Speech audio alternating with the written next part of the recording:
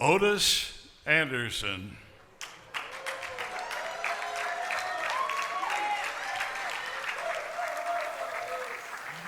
The wonderful days of the St. Louis Football Cardinals. Many of us remember the terrible first-round draft picks in those days, but they got one right, really right. With their 8th pick in the first round of the 1979 draft, they chose running back Ottis Anderson. In O.J.'s first professional game against the Dallas Cowboys, he ran around and through the Cowboy defense for 193 yards, the second most rushing yardage in a rookie debut in NFL history. He played 8 seasons with the Big Red. In 6 of those years, he rushed for more than 1,000 yards. But the bad news for Cardinal fans was when they traded O.J. to the New York Giants. In 1989, he was named the Comeback Player of the Year in the NFL. He reached the pinnacle in 1990 when he helped the Giants win Super Bowl 25 and was named the game's MVP. In 14 NFL seasons, O.J. rushed for over 10,000 yards, 86 touchdowns. Let's do a flashback and watch Ottis go to work. Anderson received every conceivable honor accorded a rookie.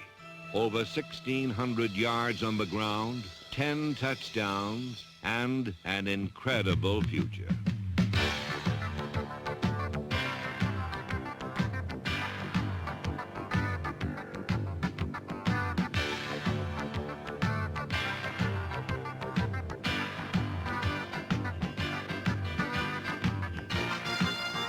Anderson developed much of his unique running style by chasing rabbits. In 1979, he became the rabbit and the target of the hunt.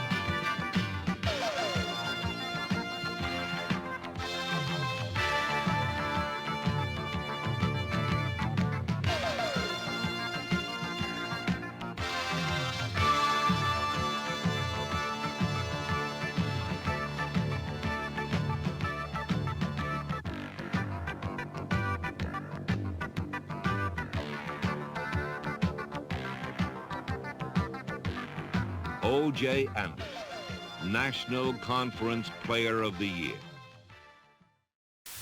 We are delighted.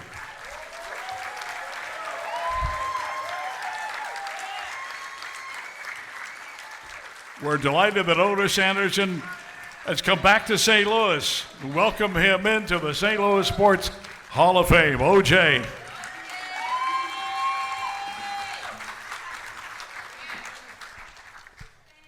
St. Louis still misses you. Wow. Hey, one thing about when you play for a team, and that Cardinal team that Ottis was on in the mid-'80s was so close, and you guys have remained close, and you have a group of former teammates here. I do. Ladies and gentlemen, you know, when you look at highlights like that and you see things I've done, but it's basically it's a lot of work with a lot of my friends. And from all the way from Arizona, Roy Green and his wife Sharon, and the daughter of Mr. Bidwell, Nicole Bidwell, flew in for this day. Roy, you know, you can stand up. Yeah, there he is. That's Roy Jetstream Green and Nicole Bidwell. Nicole, there you are. So that's not all. So, you know I got 12 minutes, so let me take the 4 minutes, going to go for my Ottis, friends. Don't worry about that. Yeah, I didn't even start the clock. So We're good. Now, also, from Kansas City, you heard of the Ottis and Theotis show. Another one of my closest friend and roommate, Roy Theotis and I were roommates for a good little while in St. Louis. Theotis Brown and his wife, Chris, is here.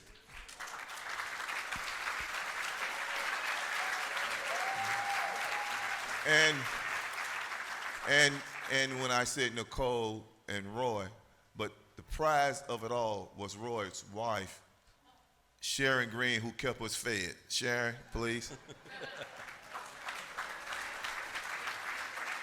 And then, so I'm just going through this because I know, listen, we already know the question, so it's going to be quick. I just need to get through this.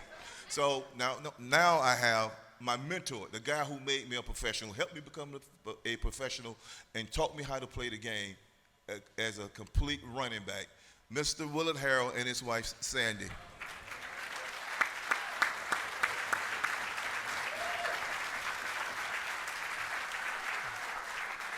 Now, most of the time when you play football, I play on Sundays, I would go home and think I was going to rest, but I would come home, and then this guy, my neighbor, by the name of Jeff Billman, used to be out playing catch football with his friends. I just got done playing football, but he would ask me to come out and play football with him. So Jeff, my neighbor, and his daughter, y'all stand up, man, please.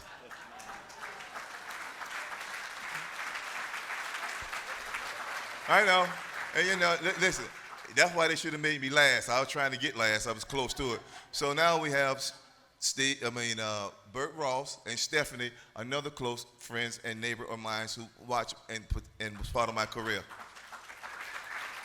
I know. And then I have two more and I'll be done. This lady right here, I'm gonna introduce you to you guys. Her father was my mentor when I was about 6 or 7 years old, learning how to play football. He would take me and other guys out of the projects and take us to other parts of West Palm Beach, Florida, to show us that there was other things other than being in the project. And his daughter and my sister became best friends, and they literally grew up together. She probably the only white girl that ever came to the hood and got out. And was protected. Nedra, stand it, please.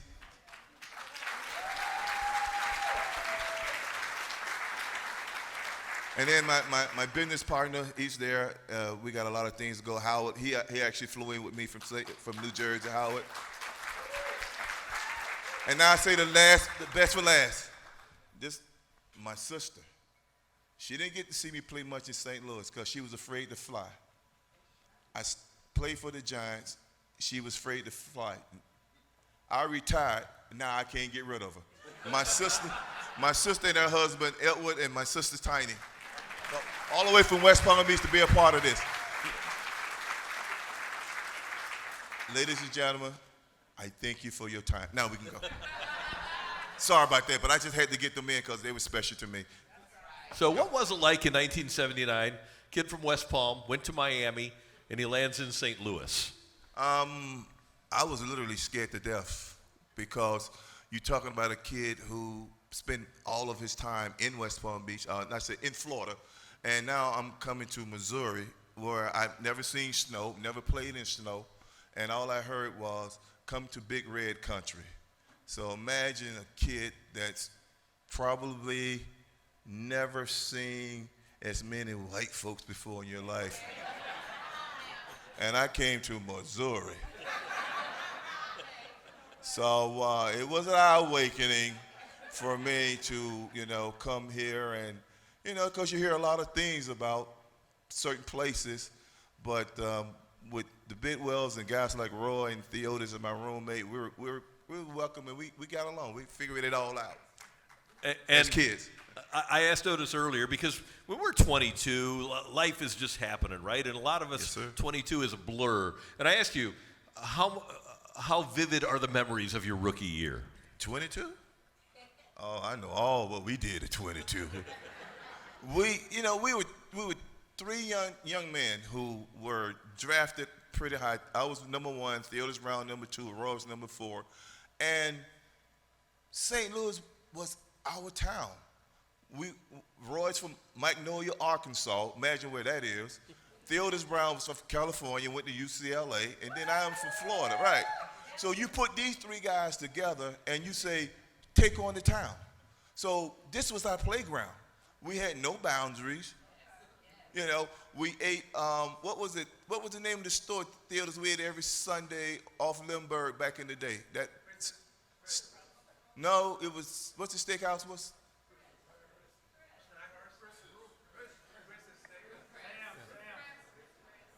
Okay, well,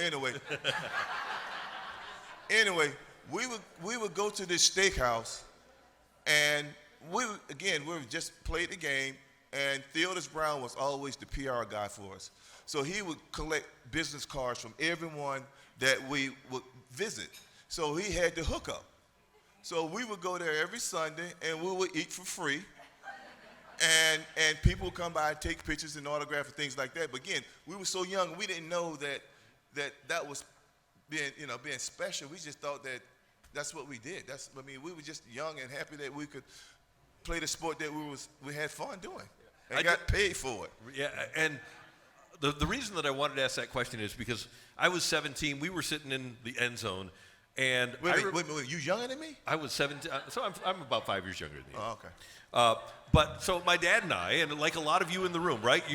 Our favorite memories are with our dad or our mom going to football Cardinal games as kids, and that 76-yard run that you had in your debut against Dallas, you were running right towards me, right behind the end zone, and I can see it right now. I can see big number 32 running right at me, and that's why I wanted to know how vivid the memories are for you. No, it was good. I saw your face as I was coming. I was going, all right, right to you. I also remember, and I want to get into the rest of OJ's career, but you had a chance to win the rushing crown in the last game in Chicago. Mm-hmm. We went up there. It's the coldest I've ever still been in my life. Yes. And you got hurt in the first quarter. Did that bother you that Walter had a huge day that day and you didn't get the rushing crown in your rookie year? Well, I was more disappointed in my defense. When I got hurt, ladies and gentlemen, I was 140 yards ahead of Walter Payton. 140 yards. I played the first quarter, so I added on to that. I get hurt. I'm sitting in the locker room, and I'm listening to Walter Payton gain the yardage. Then next thing I know, he was tied with me at 1,600. And I'm like, Lord, don't let him get any more. My darn defense let him get 5 more yards. So I lost the rushing title to Walter Payton, 1605 to 1610. And so that time I was a bridesmaid and wasn't a bride. But even now, there's only been 4 rookie running backs in the history of the league that had more yards rushing in a rookie year than Ottis Anderson. It was George Rogers the next year, Eric Dickerson, Alfred Morris, and then Ezekiel Elliott, who's from St. Louis. Still, in the history of the league, of all the running backs that have played in the history of the league, you have the 5th most rookie rushing yards, which you should be really proud of. Well, you know what? I bet they went 8th all time when they retired. Well, and that's the other thing. You should be in the Hall of Fame. You should be in Canton. You know what's strange, ladies and gentlemen? I was listening. There were 3 people, maybe 2 or 3 people that came up that should be in the Hall of Fame. Quite, Mark Burley. And Floyd for sure should be in the Hall of Fame. Yep. My question is, what does it take to get in the Hall of Fame? That's right. I mean, is it about character? Is it about statistics? What is it? So, because I've been looking at the ones that going in, and I'm going like, well, my stats are equally as better than quite a few of those individuals. But I'm not saying, I'm just saying, I don't understand, But that's that. But one more thing I want to say. To Carol, the golf teacher, Roy was my golf teacher. He was teaching me. I appreciate you, Roy. You fired. Carol, can you teach me? There you go. I will come back to St. Louis and give you a month of need. I'm pretty much up there, but for what you have done for the school and for those kids, I know you can work with talent. I'm sorry. In the NFL, no, you're great. In the NFL now, players get bonuses for attending the off-season work program.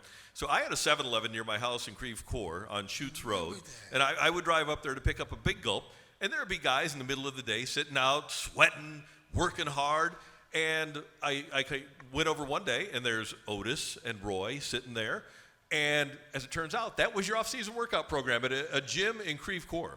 That's right. That's before they start passing out all this free money to all these guys who don't have talent, But But that's what we did for our off season. Roy and I, we would work out there, and then we would go to some high school, and we would train on the track. Parkway North. Parkway North. You are younger I went to than Parkway me. North.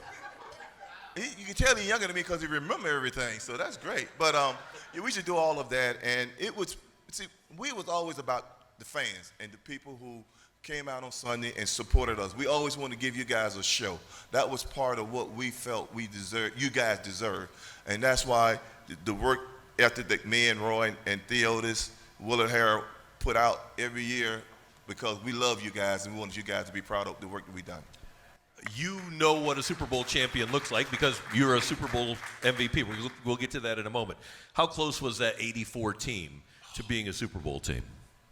Ladies and gentlemen, we were there are certain teams you look at, you go like, they're almost there, or like they may be there, but the year that we were literally there, and just to show you the talent we had on our team, we had Lomax quarterback and Roy Green wide receiver. I was a running back. Stump Mitchell was a running back. Willard Harrell was there. Defense, we had E.J. Jr., Curtis Greer, Lonnie Young. Bubba was there, right? Bubba Baker, defensive end? Al Bubba Baker. We had legitimately, ladies and gentlemen, one of the best young teams in the NFL, but we almost made it there, and we lost our head coach, and then they started getting rid of us when that man named Gene Stallings came in. Yeah, and we lost Jim Hanifan during the pandemic. I want you to tell people, because I know it was the case, what impact Jim Hanifan had on Ottis Anderson. He was a player's coach. The way Hanifan would motivate you and get you excited about a game, and made you just want to go out and give your all every play. We would take bets. Night before the game, we would have what we call a team meeting. And Roy and I and Pat Tilley would get close together, and we'll say, if Coach Hanifan cry, we were going to win. And we would take bets on whether or not he was going to cry. He probably should have cried more often. He probably been there. But we were playing the team in Washington at the time. And Coach Hanifan came in there, and he started off, man, it's going to be a tough one.